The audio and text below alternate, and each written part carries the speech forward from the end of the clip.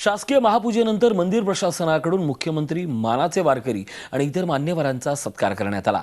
या सत्कार सोहळ्यादरम्यान मुख्यमंत्र्यांनी वारकऱ्यांशी संवाद साधला आणि विठुरायाकडे काय साकडं घातलं पाहूयात। विठ्ठलाला आज एक माझं मागणं आहे आणि मागणं असं आहे की कर्जमाफी झाली, पण कर्जमाफीने शेतकरी सुखी होणार नाही। जोपर्यंत आमचा शेतकरी कर्जमुक्त होत नाही तोपर्यंत खऱ्या अर्थानं आमचा शेतकरी सुखी होऊ शकत नाही।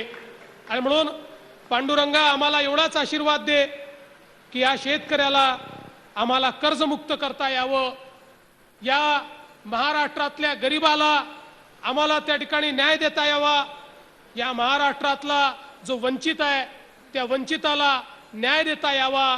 विठ्ठला तू तर वंचितांचाच देव आहेस, त्यामुळे वंचितांना न्याय हा तुझ्याशिवाय कोण देणार आहे। आणि म्हणून हेच मागणं आज खऱ्या अर्थानं विठ्ठलासमोर मी मागितलंय, पांडुरंगासमोर मागितलंय आणि मला विश्वास आहे की हे देखील मागणं पुरं होईल।